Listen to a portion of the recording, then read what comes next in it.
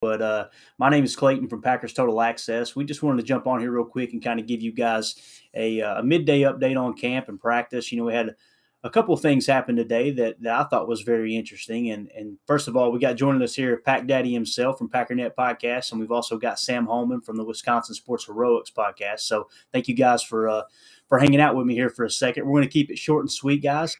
But yeah, let's do this. Let's kind of touch on some of the things, just a couple of things that were talked about in practice today. I know Ryan, you shared this with our group earlier that Christian Watson and Mason Crosby were working with the rehab group for the first time today, and it says hopefully that's a good sign. That tweet came in from Andy Herman. I'll just start with you because you shared that tweet, man. What do you think? Are we getting closer to seeing Mason Crosby maybe kick a few field goals here in the preseason? Do you think it's still a little ways off? And obviously Christian Watson, do you think it'll be week one? Yeah, so I was just recording the podcast for tomorrow, doing my own updates and everything. I was just talking about that before we jumped on here, but obviously I don't know how far away they are, but with my thought process being that they're already kind of close, Christian Watson, for example, it wasn't a major thing and he's already kind of getting close. The fact that they're taking that next step, I don't want to put a timeline on it, but it's obviously a very good sign that within the next couple of weeks, probably my thought would be some point in the preseason, we would see him, whether that be, this week or maybe the next week, maybe they'll let him sit out this week and come back next week or whatever. But I would assume sometime in the preseason, we'll end up seeing Christian Watson. And as far as Mason Crosby, kind of similar. Fortunately for him, I don't think he has much competition right now. I think Burkick has been pretty rough. So I think he just needs to be able to get back and maybe just drain like 2 or 3, and I think he'll be good to go. So as long as he can do that, I think he's still got a job. Gotcha. Sam, dude, I don't know if you got a haircut or what, bro, but you're looking clean over there, right? man. Looks like you got it trimmed up a bit. I like it. Yeah, I did actually get a haircut yesterday, so thanks. Awesome. I'll tell you, there's one person on this earth, and we're kind of talking about him right now, that a haircut won't help. I met Mason Crosby twice, and that dude's got the largest head I've ever seen. His head is like this long, and that's coming from Pumpkinhead here. Like my wife used to say that my baby pictures when we were dating in high school, she said I looked like a tadpole, right? So if I'm saying somebody's head's big, their head's big. But anyway, you're looking clean over there, brother. What do you think, man? Mason Crosby, Christian Watson, what do you expect and what are you hoping for? Yeah, I mean, obviously I'd hope for them both to get on the field as soon as possible. I kind of think that with how cautious the Packers medical staff is, they probably won't play this upcoming game, but I'm hopeful that, for the last 2 games of the preseason, they'll be able to make an appearance. Yeah, that would be great. And when we were talking to Krista the other day, the vibe I got was like, she was just like, it's not a big deal. Like, yeah, some people were making like it's not a big deal. Like, and when she told us it was the floating cartilage, and then I don't know if you guys seen the retweet. We had a doctor retweet us from Florida who kind of does some fantasy football stuff on the side. And he had kind of name dropped us and Packernet Podcast as, having that source. But he said, he kind of explained there's 2 different scenarios in that case with Christian Watson's injury, one being kind of surface and the other being somewhat serious. And he seemed to think that if it was the more serious of the 2, then obviously he would probably be out for the year the way he talked. But the fact that he's not out for the year says it's the other one. And he said he seemed a little more hesitant, but it does seem like doctors are usually, they're not going to try to rush something back or put their name out there on something that might be inaccurate from a dangerous standpoint. And he seemed to think, it might be maybe the 2nd or 3rd week, the vibe I got. But hopefully we get him back. But what's cool is we took multiple swings in the draft, right? And Dobbs is flashing. Samori Toure looked good at family night. We've got some options there. So and Sammy Watkins too. Did you guys see that one-handed catch in practice the other day? Did y'all catch that? I'm not sure if I saw that one or not. I think you would have remembered it, but it was kind of a back shoulder throw behind Sammy Watkins, and dude, he snatched that thing like OBJ one-handed. I think we forget how much talent he had. He just couldn't stay on the field and couldn't create that continuity. So I'm kind of excited about seeing what he does too. All right, let's move on to the other topic here. Ryan, I shared this. It came in from Andy Herman as well. It said Rico Gafford and Shamar Jean-Charles, the outside rushers on a field goal block team. Love seeing Gafford's insane speed there. If anyone could block a kick off the edge, it could be him. And, we've heard about Gafford. Obviously, he's been converted from offense to defense. And I think that when you have a player with that kind of versatility, it's obvious they've got to be a smart player. And I kind of mentioned that on the pod earlier with Jacob that should be dropping any time now. And, when you've got somebody who can play both sides of the ball, it tells you they've got to have a high football IQ. I mean, that's usually what keeps a corner from playing wide receiver. That along with, maybe bricks for hands, right? But as far as that goes, man, if I understood correctly, you guys confirmed this for me. Did I hear that Keyshawn Nixon was back at practice now? Is that right? Yeah, he is. Okay. Yeah. So those are the two guys for me that are battling for those final two, for that final spot there at corner, unless they choose to carry an extra one. I'm leaning towards Gafford for everything I just said, but I think we also, at least I know I've forgotten that was kind of Bisaccia's pick was Nixon, wasn't it? He Yep. kind of wanted that guy for special teams. I think he had a history with him in Vegas. But Ryan, what do you think, man? How does this sound between Gafford and Nixon now that Nixon's starting to get on the practice field? Yeah, so there's a couple of guys that I think they got a shot, but they got to put in the work. Malik Taylor just came back also. He's a guy that the Packers really like, but he's been gone, and it was kind of him and Juwan Winfrey in my mind were the same guy, but Winfrey just sailed past him because he's having a great camp and everything else. And now that he's back, he's still got an opportunity with preseason and everything else. And that's kind of where I'm at with Nixon as well. I mean, there's so many guys that have already put in a lot of work on special teams.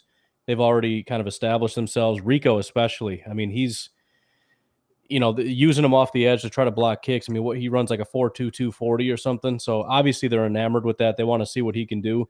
He's also one of the top kick returners right now that they're using to kind of see what he can do. And I also think he's kind of established himself as sort of that next up at corner. It was, I'm thinking Shamar, but now that they're kind of kicking him into the slot, I'm thinking Rico might be next man up on the boundary.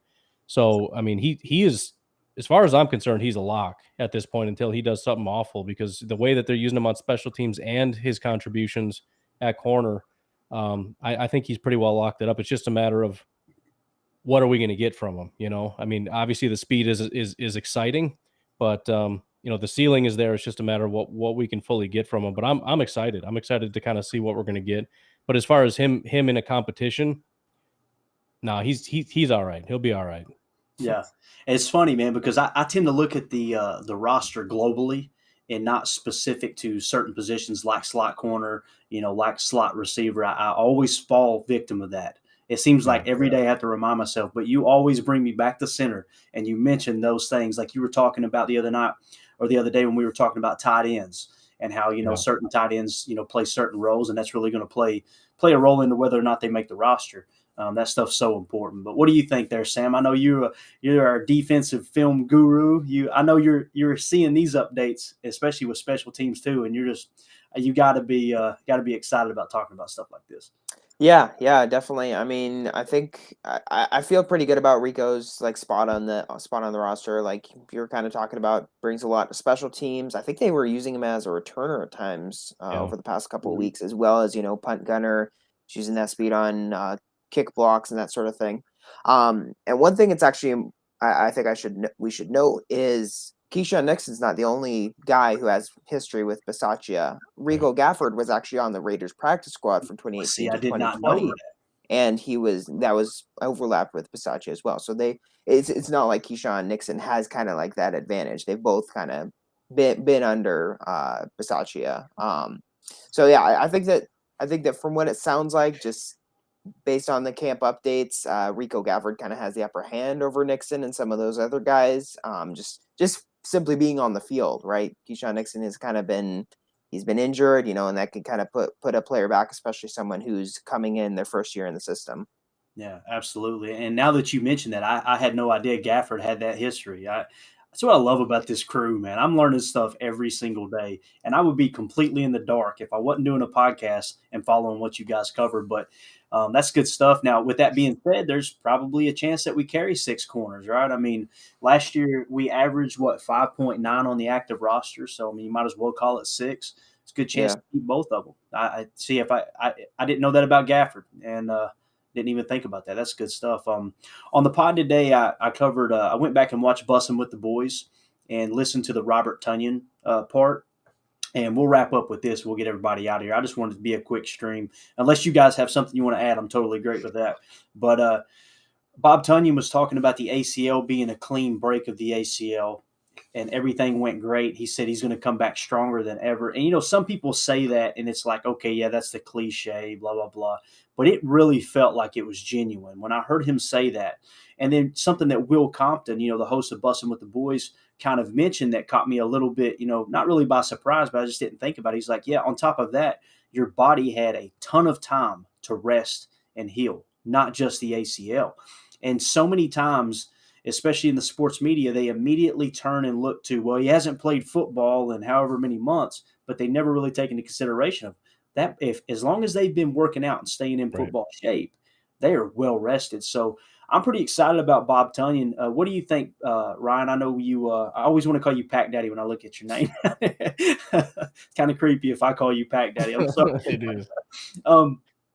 But with Bob Tunyon, man, do you think is there a chance he comes back for week 1? Do you think he could pull that off, or what do you think? Yeah, I don't know what his timeline is. My assumption was no, but I guess I don't really know. I know Matt LaFleur had mentioned today that he's not going to see any time in the preseason, and I'm assuming with that kind of definitive, like, ain't going to happen, he probably won't make it for. Oh, Jacob's in the house. He probably won't make it for week 1 also. In terms of his contribution, though, and I've mentioned it before, I talked about Lazard and the possibility that he ends up kind of tearing it up now that there's this void there. But I think Tunyon would probably should be in the conversation as a guy that could possibly have a breakout. I'm not going to say that definitively.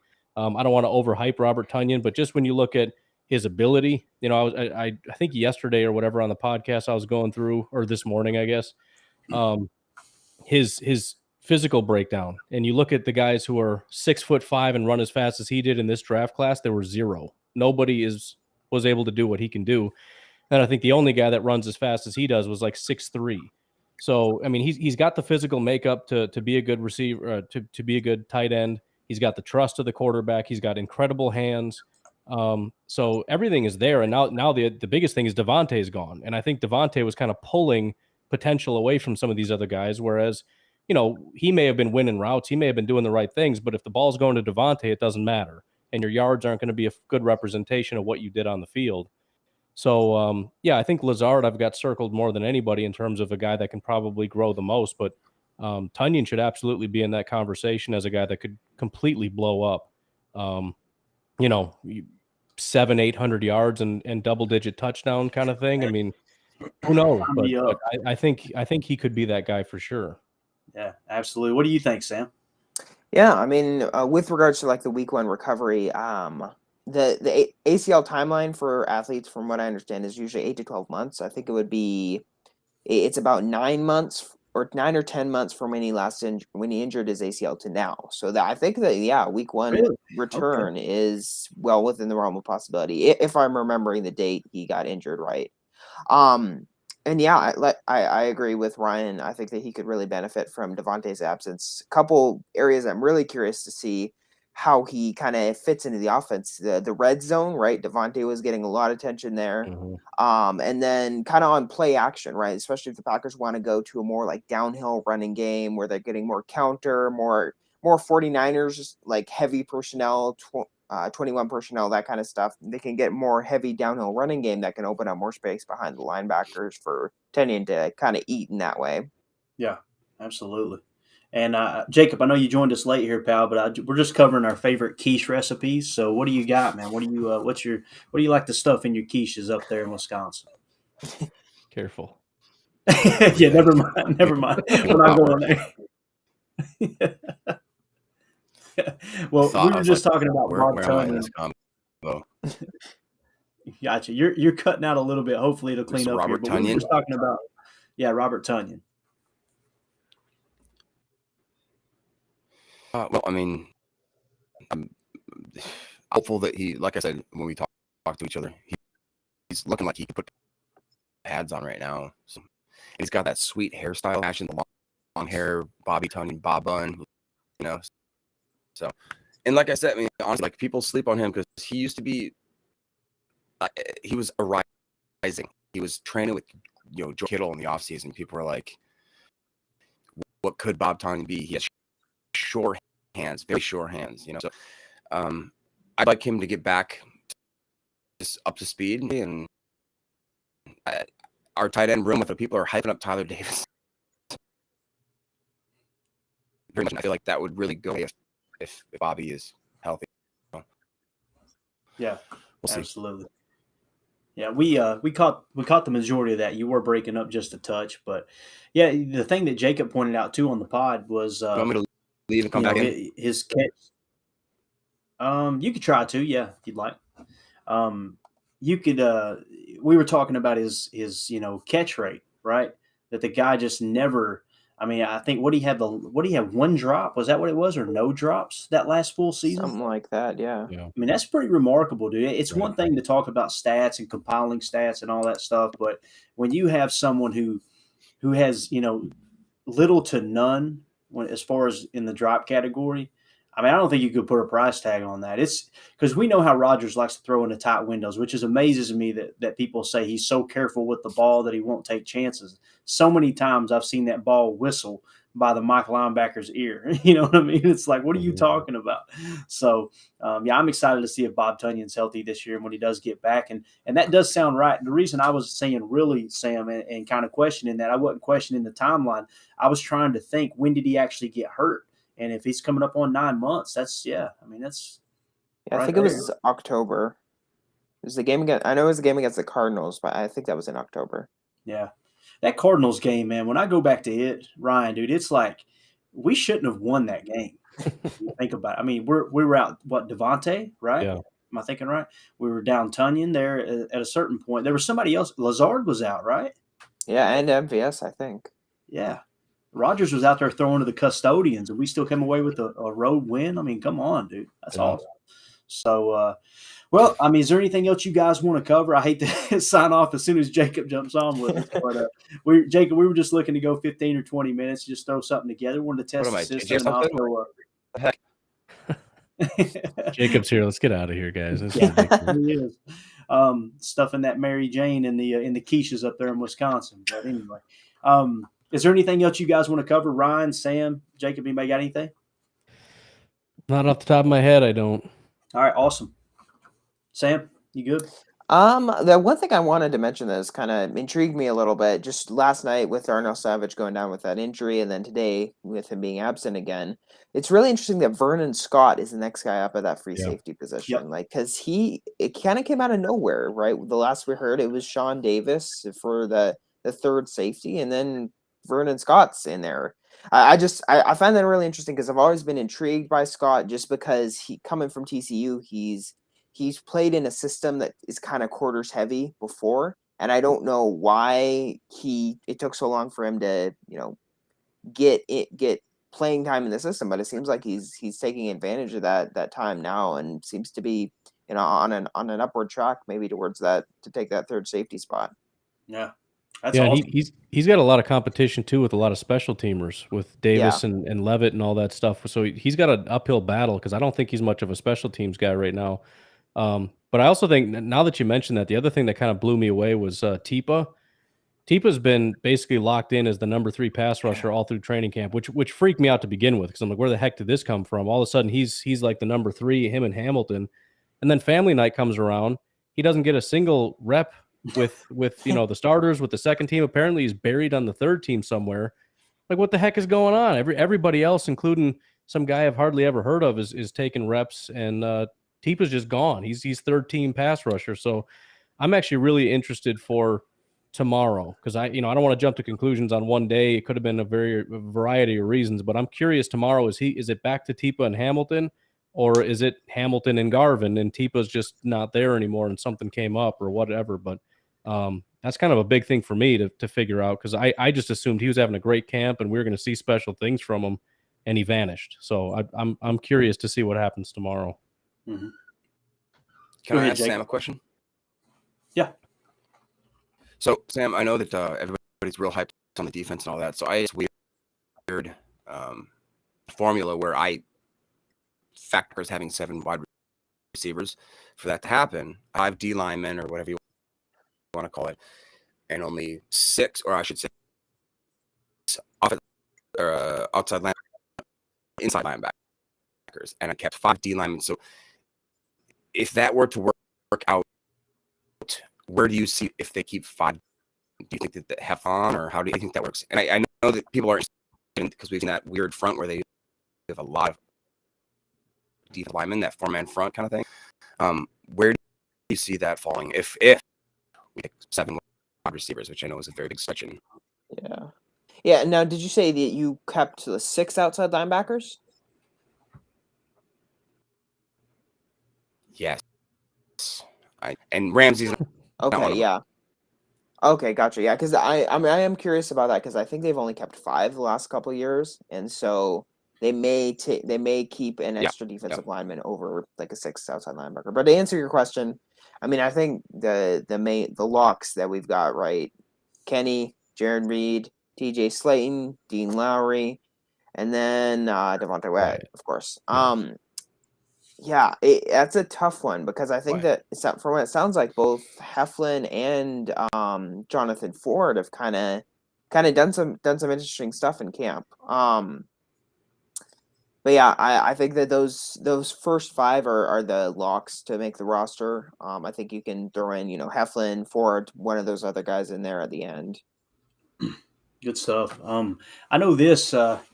When you kind of look at it, the thing that's standing out to me too on my board, I've got the injuries, the pup guys, the guys, that aren't currently practicing. I've got them written in red. There's no red across the defensive board. From the best of my knowledge, everybody's healthy. Am I right on that?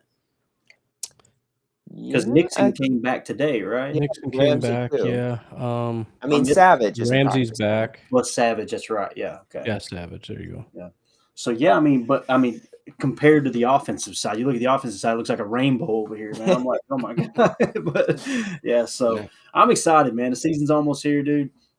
It's gonna get good. So again, we're gonna look to do this stuff more often, guys. Whether it's Ryan doing just a random stream, Sam, if you ever do it and you want somebody to jump in, let us know. Jacob's always with me too, man. So I really enjoyed it. We just want to give you guys kind of a quick camp update, from practice today, and it was real encouraging. Like Ryan, when he shared that about Christian Watson and Mason Crosby, I thought, man, I'm kind of excited. Let's jump on a stream and just talk about it. So thank you guys so much for joining us. Obviously, Ryan for Packernet Podcast, Jacob for Packernet Podcast, Sam Holman, Wisconsin Sports Heroics Podcast. This is Clayton for Packers Total Access signing off. Appreciate you guys.